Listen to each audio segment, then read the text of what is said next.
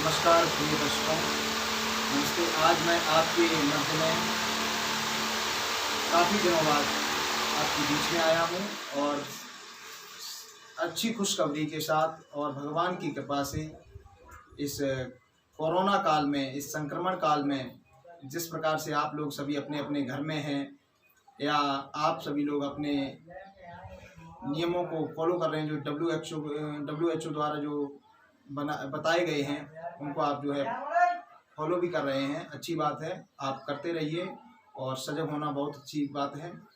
आइए, जो भी हमें नए दर्शक जो भी देख रहे हैं और हमारे YouTube चैनल से नहीं जुड़े हैं, उनसे निवेदन है हमारे YouTube चैनल को अपना छोटा भाई समझकर अपना प्यार अवश्य प्रदान करें, सब्सक्राइब करें, लाइक करें, शेयर करें। हमारे मध्य में आज बड़े ही यशस्वी कवि डॉक्टर अलकेश चौहान जी हमारे मध्य में हैं। मैं आज जो है आपको कवित्व में ले जाने का प्रयास करूंगा। एक कविता जो है हमारे समाज को मार्गदर्शन देती है। आइए, मैं डॉक्टर अलकेश जी से आपकी वार्ता कराता हूं और सुंदर सी कविताएं वो आपके बीच में प्रस्तुत करेंगे। आप उनकी कविताओं को समझें, सुने और शेयर भी करें और अपना ढेर सारा प्यार करें और कमेंट भी अपने कमेंट माध्यम से उसमें अपनी प्रतिक्रिया जो है अवश्य प्रदान करें। धन्यवाद जी। अखिलेश जी हमारे मध्य में हैं। नमस्कार जी। नमस्कार, बहुत बहुत धन्यवाद भाई दीपक जी। हमारे बारे में दीपक जी ने ऐसे बुला दिया जैसे मान लीजिए घूस खा के बैठा होगा।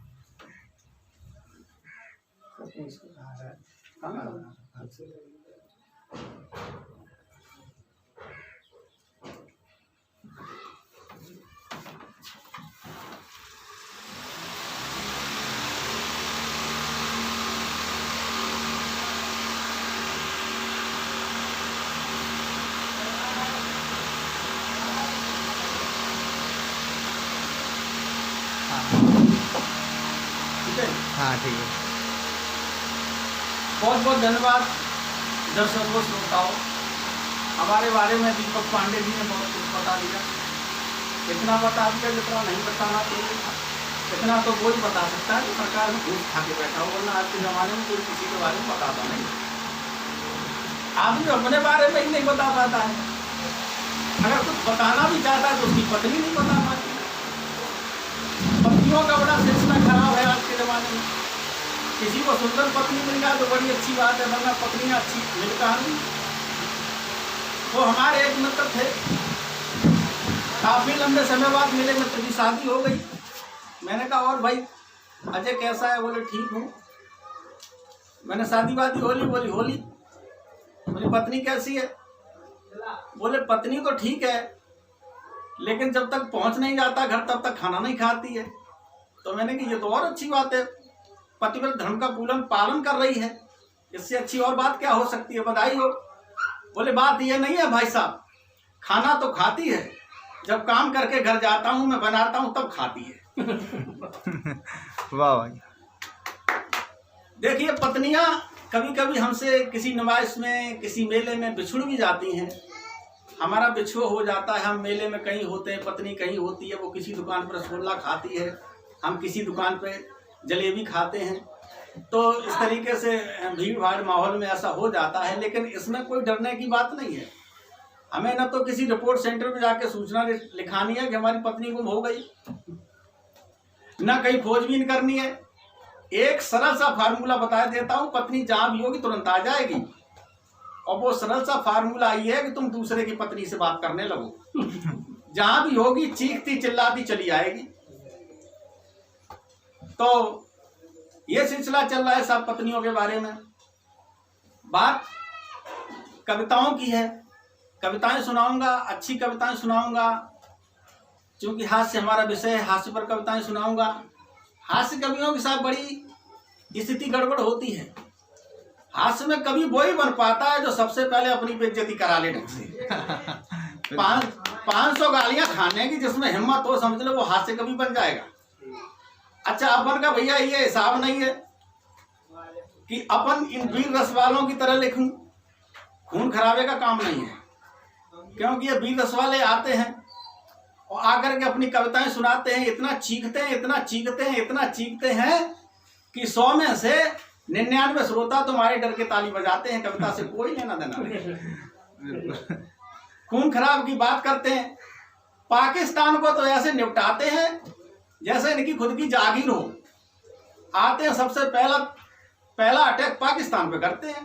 कोई कहता है कि पाकिस्तान तेरी जीभ खींच लूंगा, ऐसे जीभ खींचते हैं मान लो कोई रिमोट सिस्टम है, दबाते ही जीभ निकाल देगा और ये खींच लेंगे। बिल्कुल ये स्थिति है साहब कवियों की।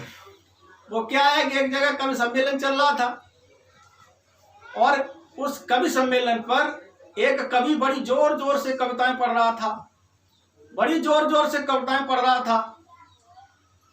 इतनी जोर से पढ़ रहा था कि उसकी कविताओं को सुनकर के एक लाइन कवि पढ़ रहा था, दूसरी लाइन का जवाब नीचे से श्रोता भी देने लगे। कवि कह रहा था, मैं भारत की तस्वीर बदल दूंगा, मैं भारत की तस्वीर बदल दूंगा, मैं भारत की तस्वीर बदल दूंगा। नीचे से एक श्रोता बोला, 15 दिन से तेने कपड़े तो बदले नहीं, बदबू आ रही, पहले कपड़े ही बदल ले तब भारत की तस्वीर बदलना। ये स्थिति चल रही है। प्रेम मोहब्बत के गीत में लिखता नहीं, क्योंकि प्रेम मोहब्बत के गीत लिखोगे, अब किसी की आंखें देखोगे कि यह झील सी है कि नहीं, किसी की चाल देखोगे कि क्या हिरनी जैसी है कि नहीं, किसी के होठ देखोगे क्या संतरे की तरह है, नहीं, बताओ मार पड़ेगी कि नहीं पड़ेगी। तो ये काम अपन करते नहीं है। अच्छा, बच्चों का भी बड़ा हिसाब किताब गड़बड़ है, आज की जनरेशन भी बड़ी फास्ट हो रही है। वो एक क्लास में एक मास्टर जी गए, मास्टर जी ने बच्चों से पूछा कि बच्चों तुम्हें गणित आता है? बच्चों ने जवाब दिया कि हाँ गणित तो आता है। बोले फिर एक प्रश्न पूछ लूं? बोले पूछ लीजिए गुरुजी। बोले ठीक है, तो प्रश्न मैं पूछ रहा हूं, उसका जवाब मुझे दीजिए कि मान लीजिए 4 आदमी किसी खेत को 10 दिन में जोतते हैं, 4 आदमी किसी खेत को 10 दिन में जोतते हैं, तो बताइए कि उसी खेत को 2 आदमी कितने दिन में जोतेंगे? लड़का पीछे से बोला कि सर इसका जवाब तो मैं दूंगा। मास्टर साहब ने कहा चल भैया तू दे ले। बोले एक बार प्रश्न फिर से पूछो। बोले 4 आदमी किसी खेत को 10 दिन में जोतते हैं, 2 आदमी उसी खेत को कितने दिन में जोतेंगे? बोले मास्टर साहब जब एक बार खेत जुत लिया तो दोबारा जुतवाने की जरूरत क्या है? इतने बच्चे हमारे फास्ट और एडवांस हो रहे हैं। एक बच्चा, एक मास्टर साहब ने नीचे एक इंस्पायरिंग लाइन लिख दी। भीड़ भाड़ थी, स्कूल बना हुआ था रोड के पास में। मास्टर साहब ने बाहर जाकर के एक स्लोगन लिखा कि आगे ट्रैफिक है, गाड़ी जरा धीरे चलाएं, आगे ट्रैफिक है, गाड़ी जरा धीरे चलाएं। और मास्टर साहब ने वो लाइन लिख के छोड़ दी। एक लड़का दौड़ करके आया, नीचे वाली लाइन को, ऊपर वाली लाइन के अर्थ को पूरा करते हुए उसने लिखा कि अध्यापक एक भी बचने न पाए। बिल्कुल, ये बच्चों की स्थिति है। बच्चों की स्थिति यहाँ तक पहुंच गई है साहब की पता नहीं लगता क्या से क्या करने जा रहे हैं। हमारी जनरेशन, हमारे बच्चे क्या कर रहे हैं हमें पता नहीं लगता। तब पता लगता है जब वे पूरा अपना गुल खिला लेते हैं। एक बच्चा घर से चला पढ़ने के लिए, माता पिता ने कहा कि जाओ बेटा दिल लगा करके पढ़ना। लड़का गया और जा करके वहाँ पूरी साल पढ़ा। रिजल्ट आया, माता पिता ने पूछा कि क्या हुआ? बोले फेल हो गया। बोले फेल कैसे हो गया? मैंने कहा था कि दिल लगा करके पढ़ना। बोले पहले दिल ही तो लगाया उसके बाद पढ़ा, काम तो एक ही होगा। बिल्कुल। तो स्थिति विसंगतियां यहाँ तक साहब हमारी पहुंच गई हैं। और यहाँ पर एक बहुत बड़े व्यंग्यकार हुए हैं हमारे तेज नारायण बेचैन जी। उनका हमें कुछ 2 पंक्तियां याद आ जाती हैं, कृपया अच्छी लगे तो उनके लिए तालियां बजाइएगा। देश का सबसे बड़ा व्यंग्यकार, बिल्कुल, स्वागत है। ऐसी पंक्तियां लिखता है कि एक साहिबान ने एक कुत्ते को रोटी डाली, एक साहिबान ने कुत्ते को रोटी डाली, कुत्ते ने रोटी को सूंघा, पीछे हट गया, एक दरोगा जी ने उठा ली। और तालियां अब चाहूंगा मैं आपकी, जो अगली पंक्ति पढ़ने जा रहा हूं। एक एक साहिबान ने कुत्ते को रोटी डाली, कुत्ते ने रोटी को सूंघा, पीछे हटा, दरोगा जी ने उठा ली। तालियां अब उठनी चाहिए आपकी, तालियों का महोत्सव देखना चाहता हूं कि एक नेताजी ने उसमें से भी आधी बटा ली।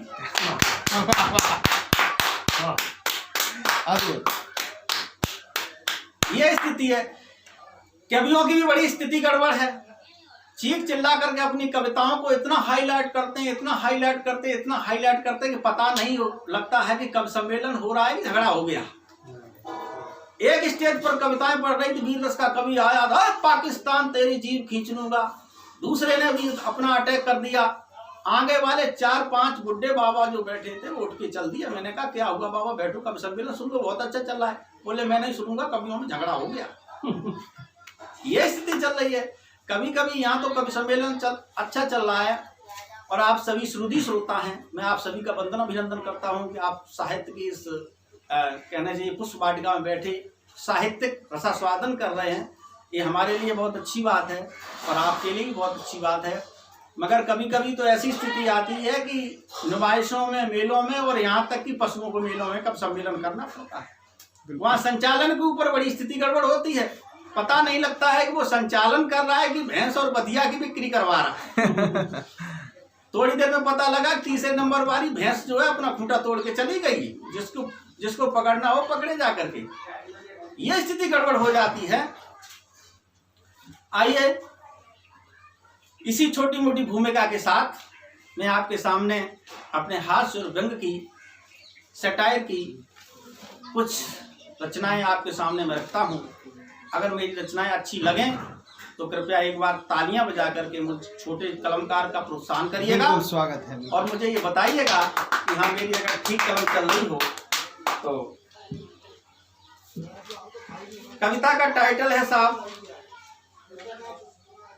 फटी रजाई। वाह। ये कविता का टाइटल है। कभी कभी स्थिति बड़ी गड़बड़ हो जाती है, एक ही रजाई से कई लोगों को काम चलाना पड़ता है। और वहीं से मैंने एक व्यंग निकाला। व्यंग ऑब्जर्वेशन का विषय है, जो हम देखते हैं समाज में, जिसको ऑब्जर्व करते हैं और उसी को हम कविताबद्ध कर देते हैं। बस यही हमारा सटायर है, यही व्यंग समझ लीजिए। तो सुनिएगा जरा कि बात है एक रात की, छोटी सी मुलाकात की। क्या बात है एक रात की छोटी सी मुलाकात की।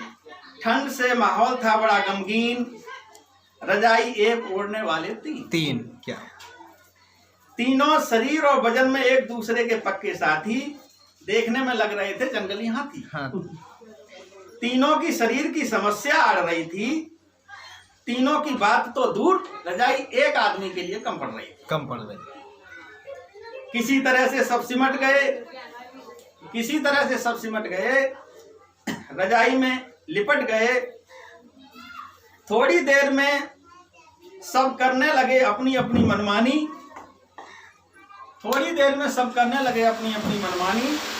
यानी रजाई की शुरू हो गई खींचातानी।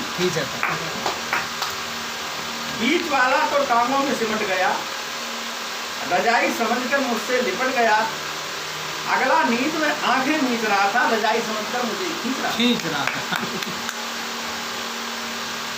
मैंने भी सारे अरमान फूंक दिए, अपने पैर उठाए और रजाई समझकर बगल वाले के खींच लिए, पैंट में खींच लिए।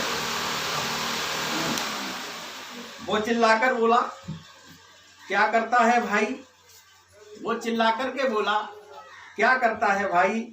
तेने मेरी शर्ट को ही समझ लिया रजाई।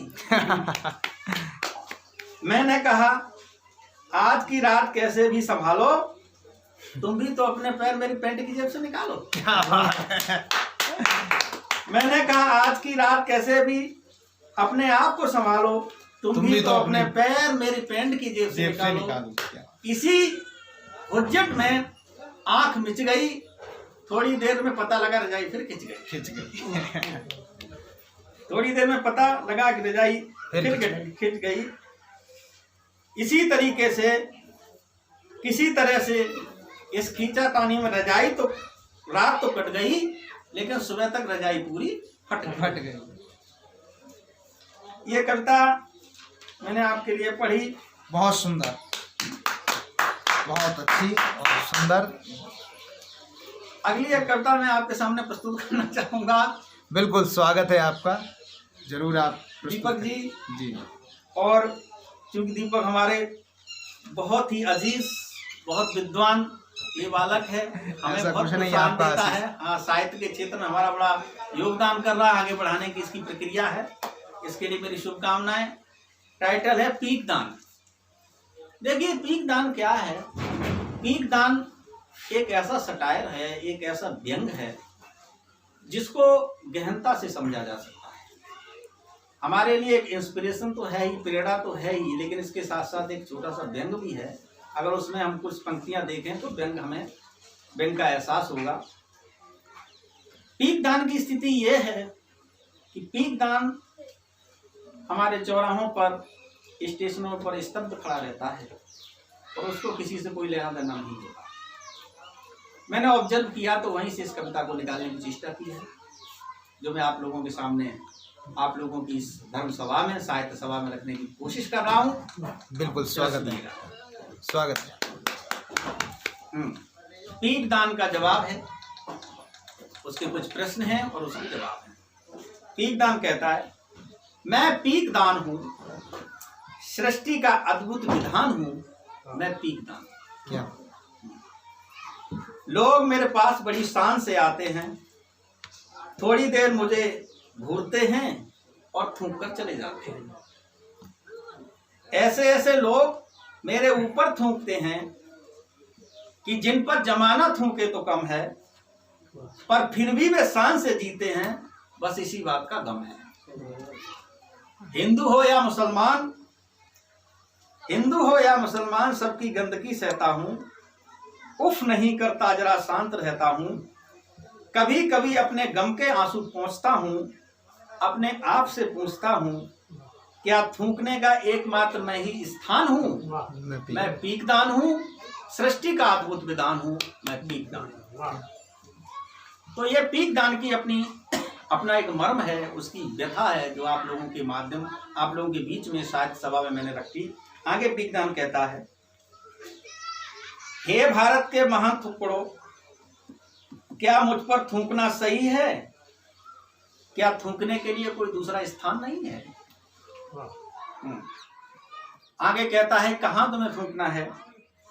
थूको उन पर जिनके काले कोरख धंधे हैं, बाहर से साफ पर अंदर से गंदे हैं। थूको उन पर जो दूसरों को पीछे खींचते हैं, पैसे के लिए अपना ईमान तक बेचते हैं। थूको उन पर जो क्रूर और निर्मोही हैं। अरे थूको उन पर जो क्रूर और निर्मोही हैं। आगे की पंक्ति अगर आपके दिल में खटक जाए तो तालियों से इस कविता का उत्साहवर्धन करिएगा। थूको उन पर जो क्रूर और निर्मोही हैं, थूको उन पर जो राष्ट्रद्रोही हैं। बहुत सुंदर, बहुत सुंदर।